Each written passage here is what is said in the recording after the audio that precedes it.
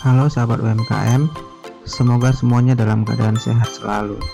Pada video kali ini, kita akan membahas tentang pajak UMKM, keuntungan bagi pelaku UMKM, cara perhitungan, dan cara pembayaran pajak UMKM.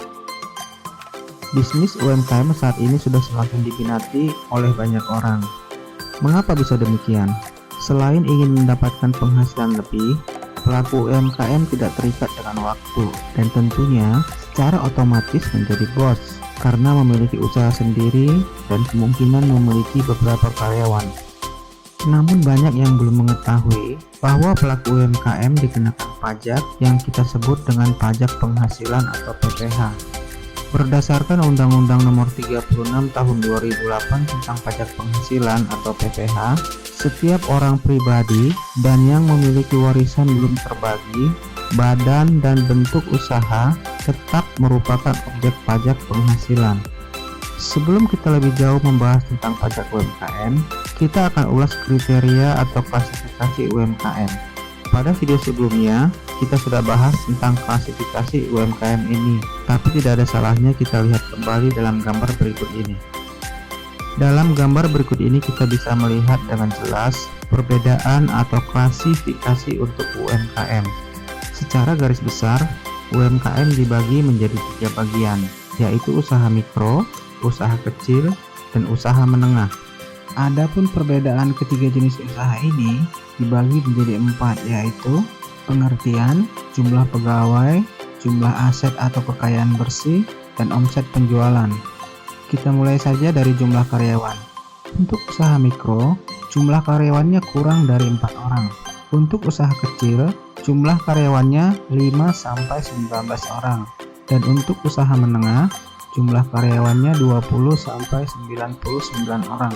Kalau ditinjau dari jumlah aset atau kekayaan bersih, disebut sebagai usaha mikro jika aset atau kekayaan bersihnya di bawah 50 juta rupiah. Untuk usaha kecil mempunyai aset antara 50 juta sampai 500 juta rupiah.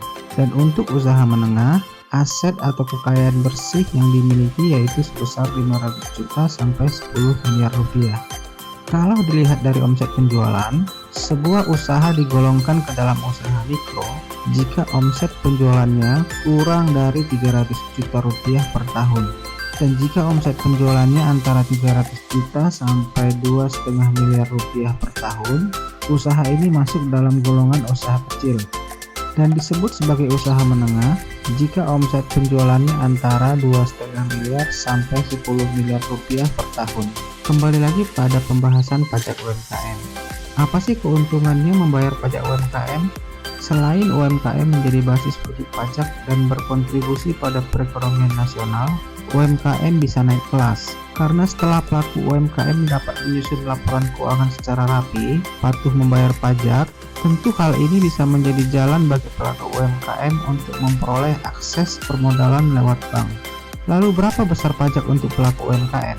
Menurut Peraturan Pemerintah Republik Indonesia Nomor 46 Tahun 2013, para pelaku UMKM dikenakan tarif tunggal sebesar 1% dari peredaran bruto atau omset tanpa memperhatikan mereka untung atau rugi secara akuntansi. Selama peredaran bruto di bawah 4,8 miliar rupiah, maka akan dikenakan pajak sebesar 1% dari omset.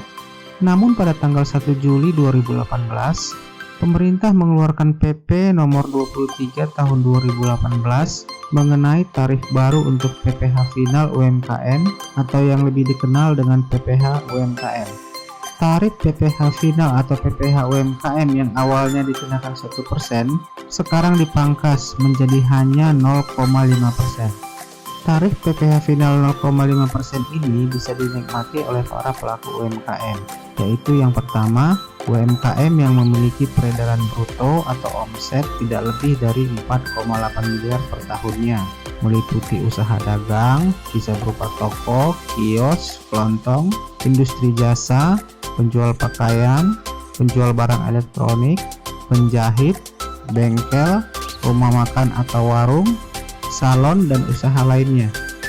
Yang kedua, UMKM konvensional atau offline maupun UMKM online yang dijajakan di marketplace dan media sosial. Adapun ketentuannya adalah sebagai berikut. Wajib pajak orang pribadi bisa menikmati tarif PPh final 0,5% dalam jangka waktu 7 tahun. Untuk wajib pajak badan seperti koperasi, persekutuan komanditer atau CV, dan firma hanya bisa menikmati tarif PPh final 0,5% dalam jangka waktu 4 tahun. Sedangkan untuk wajib pajak perseroan terbatas atau PT hanya bisa menikmati tarif PPh final 0,5% dalam jangka waktu 3 tahun. Setelah masa waktu yang ditentukan di atas selesai, maka pelaku UMKM kembali menjadi wajib pajak normal atau pajak yang dikenakan akan menggunakan tarif sesuai pasal 17 Undang-Undang Pajak Penghasilan. Lalu bagaimana cara menghitung pajak penghasilan untuk UMKM? Cara menghitung pajak penghasilan untuk UMKM sangat mudah. Rumusnya adalah sebagai berikut. PPh final UMKM sama dengan total omset dikali 0,5%. Sederhananya, total omset penjualan usaha Anda selama 1 bulan dikalikan 0,5%. Dan pada tanggal 15 bulan berikutnya, Anda harus membayar PPh final ke kas negara. Setelah membayarnya, Anda akan mendapatkan bukti bayar pajak atau NTPN, nomor transaksi penerimaan negara. Sebagai contoh, Pak Budi mempunyai usaha toko kelontong. Selama bulan November 2020, usaha Pak Budi mendapatkan omset sebesar 10 juta rupiah. Maka pada tanggal 15 Desember 2020, Pak Budi wajib menyetorkan PPh final sebesar Rp50.000, yaitu 10 juta dikali 0,5%. Cara bayarnya bagaimana? Apakah ID billing diperlukan? Pembayaran pajak penghasilan atau PPh untuk UMKM saat ini semakin dipermudah. Jika jenis pajak yang lain masih diharuskan menggunakan ID billing, maka untuk PPh final PP 23 tahun 2018 atau PPh UMKM bisa dilakukan di ATM bank-bank tertentu tanpa perlu membuat ID billing lebih dahulu. Untuk melapor dan membayar pajak pribadi, dibutuhkan NPWP sebagai bukti wajib pajak. NPWP ini sama saja seperti KTP, yaitu sama-sama digunakan sebagai identitas diri. Bedanya dengan KTP, NPWP ini sangat dibutuhkan ketika berurusan dengan pelaporan dan pembayaran pajak. Berikut tata cara pembayaran sekaligus membuat kode billing untuk PPh tarif 0,5% melalui ATM. Bagaimana? Cukup mudah bukan melakukan pembayaran PPh final UMKM menggunakan ATM tanpa harus melakukan pembuatan ID billing sendiri? Nominal 50.000 memang terasa tidak besar. Namun jika seluruh UMKM yang ada di Indonesia yang berjumlah hampir 60 juta pelaku UMKM terdaftar sebagai wajib pajak dan melakukan pembayaran sebesar Rp50.000, maka akan didapatkan penerimaan pajak sebesar 3 triliun rupiah tiap bulan. Lalu bagaimana jika seorang pelaku UMKM yang menjadi wajib pajak tidak memiliki omset atau mengalami kerugian usaha dalam 1 bulan? Direktorat Jenderal Pajak memberi keringanan terhadap wajib pajak yang tidak memiliki omset usaha atau merugi. Pelaku usaha yang menjadi wajib pajak tersebut tidak diwajibkan untuk menyetor atau membayar PPh final kepada kas negara.